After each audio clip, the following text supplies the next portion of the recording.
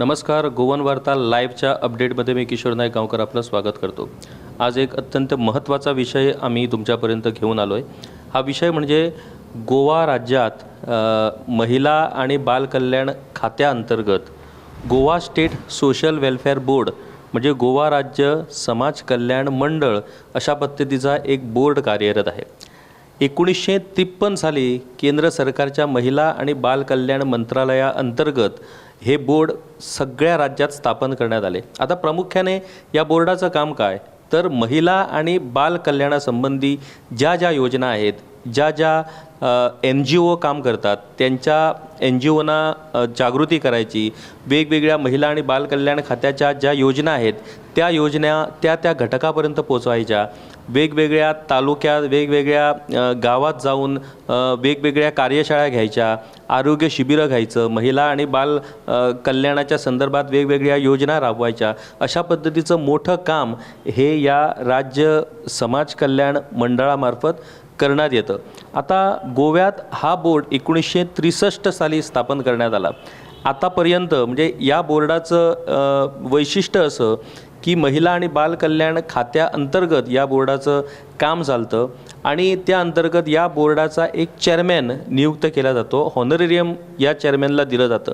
आतापर्यंत अनेक महिलांनी या बोर्डाचं चेअरमॅनपद भूषवलेलं आहे. त्याच्यात विशेष जर सांगायचं झालं तर 1970 साली माजी मुख्यमंत्री स्वर्गीय शशिकला काकोडकर या बोर्डाच्या चेअरमॅन होत्या. त्याच्यानंतर 1991 साली सुलोचना काटकर ज्या काँग्रेसच्या नेत्या होत्या त्या या बोर्डाच्या चेअरमॅन राहिल्या आहेत. 2015 कमलिनी पैंगीणकर ज्या भाजपच्या नेत्या आहेत त्या या बोर्डाच्या चेअरमॅन राहिल्या होत्या. त्यानंतर 2001 ते 2007 या काळात वीणा फट्टे या बोर्डाच्या चेअरमॅन राहिल्या होत्या आणि वीणा फट्टे यांच्या कार्यकाळात मोठ्या प्रमाणात या बोर्डामार्फत अनेक कार्यक्रम राबवण्यात येत होते. मोठ्या प्रमाणात जागृती या कार्यकाळात झाली आणि खऱ्या अर्थानं बोर्ड या बोर्डाची ओळख जर खऱ्या अर्थानं कुठल्या कार्यकाळात झाली असेल तर ती वीणा फट्टे यांच्या कार्यकाळात झाली. अलीकडे म्हणजे 2019 कमलिनी पैंगीणकर ह्या पुन्हा एकदा बोर्डाच्या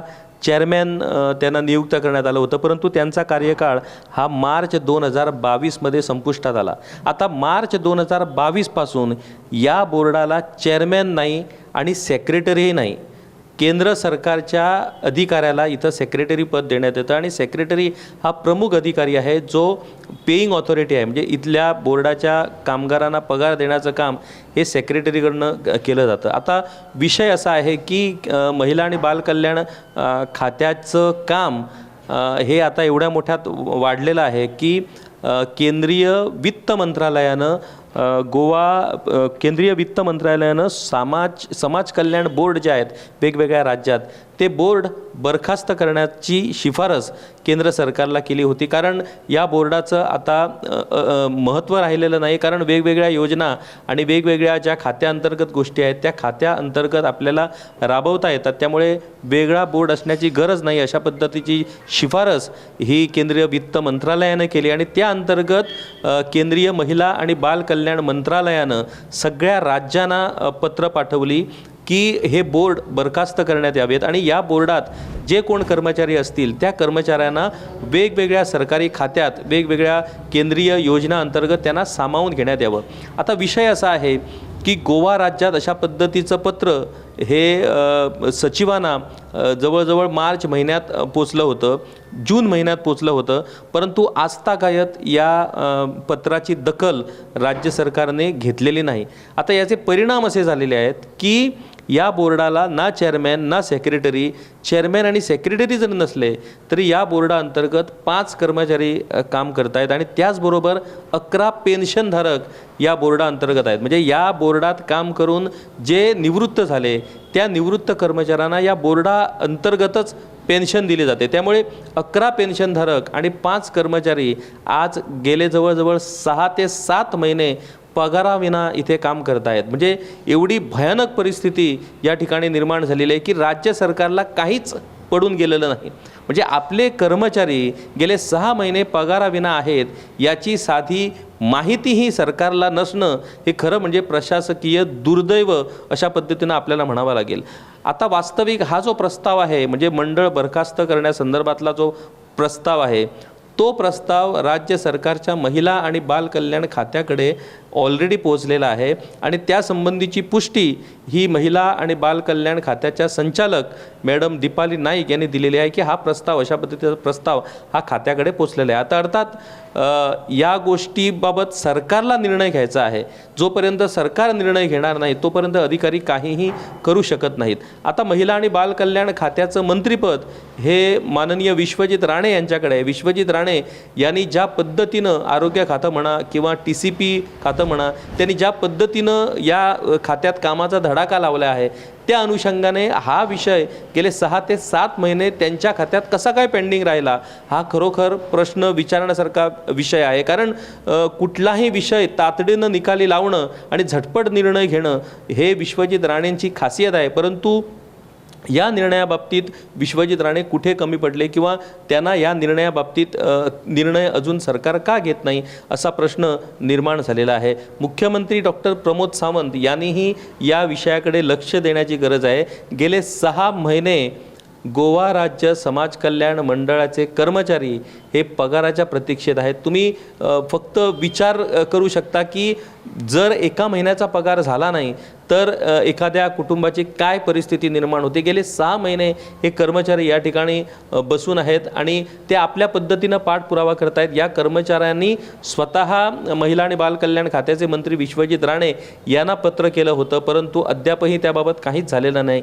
या व्यतिरिक्त उत्तर गोव्याचे खासदार आणि केंद्रीय मंत्री श्रीपाद नाईक यांच्याकडेही त्यांनी या संदर्भातली माहिती पोचवलेली होती. श्रीपाद नाईक हे केंद्रात मंत्री आहेत आणि या मंडळाचं काम हे केंद्र सरकारच्या मार्फत चालवलं जातं त्यामुळे त्यांनी तरी किमान या प्रकरणाची दखल घेणं अपेक्षित होतं. परंतु नेहमीप्रमाणे श्रीपाद नाईक यांच्याकडून या संदर्भात काहीच निर्णय झालेला नाही. आता विषय असा आहे की या बोर्डाचं जे कामकाज चालतं त्या कामकाजाच्या संदर्भात 50-50 अशा पद्धतीचं हे सॅलरीचं वाटप केलं जातं. म्हणजे 50% या बोर्डाचा खर्च कर्मचाऱ्यांचा पगार आणि इतर खर्च हा 50% केंद्र सरकारमार्फत दिला जातो आणि 50% जो आहे तो राज्य सरकारच्या महिला आणि बाल कल्याण खात्याअंतर्गत केला जातो आणि अशा पद्धतीनं या मंडळाचं कामकाज चालतं. या मंडळाच्या कर्मचाऱ्यांचा पगार दिला जातो. परंतु या सगळ्या गोष्टी गेल्या 6-7 महिन्यापासून ठप्प झालेल्या आहेत आणि कर्मचारी रोज इथं येऊन कार्यालयात बसून आहेत. परंतु त्यांच्या या प्रस्तावाच्या संदर्भात किंवा या मंडळाच्या बरखास्ती संदर्भात सरकारकडून अद्याप निर्णय होत नसल्यामुळे ते कर्मचारी आज बुचकळ्यात सापडलेले आहेत. त्या कर्मचाऱ्यांनाही त्यांचं कुटुंब आहे. त्या कर्मचाऱ्यांनाही त्यांच्या कुटुंबाच्या उदरनिर्वाहाचा प्रश्न आहे. या कर्मचाऱ्यांचं भवितव्य आता टांगणीला लागलेलं आहे कारण त्यांना आता इतरत्र दुसऱ्या कुठल्या तरी खात्यात किंवा दुसऱ्या कुठल्या तरी केंद्रीय योजनेअंतर्गत सामावून घेणं अपेक्षित आहे आणि तशा पद्धतीची शिफारस केंद्र सरकारने राज्य सरकारला केलेली आहे. केवळ गोवा सरकारला नव्हे तर सगळ्या राज्यांना त्यांनी अशा पद्धतीची शिफारस केलेली आहे की जे राज्य समाज कल्याण मंडळं आहेत ती बरखास्त करून त्या कर्मचाऱ्यांना वेगवेगळ्या खात्याअंतर्गत तुम्ही सामावून घ्या. अशा पद्धतीचे निर्णय हे तातडीने होणे गरजेचं आहे कारण हे जर निर्णय झाले नाहीत तर इथे जे कर्मचारी आहेत किंवा जे मंडळाचं कामकाज आहे ते पूर्णपणे ठप्प होण्याचीच भीती जास्त आहे. आणि ज्या पद्धतीनं या मंडळाचं कामकाज सुरू होतं ते जर आपण पाहिलं तर महिला आणि बाल कल्याणाच्या बाबतीत फार मोठं नुकसान हे या मंडळाच्या बरखास्तीनंतर होणार आहे. दुसरी आणखी एक महत्त्वाची गोष्ट म्हणजे या मंडळाचे जे कार्यालय आहे हे कार्यालय हे खाजगी इमारतीत आहे. हॉटेल पॅराडाईज म्हणून जी बिल्डिंग आहे रुआ दे ओरेम पणजी या हॉटेलमध्ये या मंडळाचं कार्यालय आहे. म्हणजे 1963 सालापासून या ठिकाणी हे कार्यालय कार्यरत आहे. जवळजवळ महिन्याकाठी 40 ते 45 हजार रुपये भाडं या कार्यालयामार्फत दिलं जातं. आता तुम्हीच जर बघत असाल की सरकारने निर्णय न घेतल्यामुळे म्हणजे गेले 7 महिने या कर्मचाऱ्यांना पगार मिळालेला नाही. त्याचबरोबर या इमारत मालकाला सुद्धा मला वाटतं भाडंही सरकारच्या वतीनं अद्याप देण्यात आलेलं नाही. त्यामुळे हे भाडंही आता सरकारला द्यावं लागणार आहे. अशा पद्धतीच्या निर्णयात जेव्हा विलंब होतो तेव्हा मोठ्या प्रमाणात सरकारचं नुकसान होतं आणि शेवटी सरकारचं नुकसान म्हणजे सर्वसामान्य जनतेतल्या खिशातून जो कर भरला जातो त्या कराचं नुकसान अशा पद्धतीनं त्याचा अर्थ होतं. आमची या गोवन वार्ता लाईव्ह अपडेटमधून सरकारला विनंती आहे की सरकारनं ताबडतोब गोवा राज्य समाज कल्याण मंडळाचा जो निर्णय आहे तो ताबडतोब निर्णय घेऊन या कर्मचाऱ्यांना इतरत्र सरकारी खात्यात सामावून घेणं गरजेचं आहे आणि सरकारच्या अनिर्णित परिस्थितीमुळे जे काय सरकारला नुकसान होतं आहे ते नुकसान ताबडतोब टाळावं आणि जेणेकरून यापुढे या मंडळाचा जो विषय आहे तो निकाली लागण्यात मदत होईल. अशाच पद्धतीनं वेगवेगळ्या विषयावरती आम्ही तुमच्यापर्यंत गोवन वार्ता लाईव्ह अपडेटच्या माध्यमानं पोहोचत राहू. तोपर्यंत पाहत रहा गोवन वार्ता लाईव्ह, नातं गोव्याचं, देणं मराठीचं.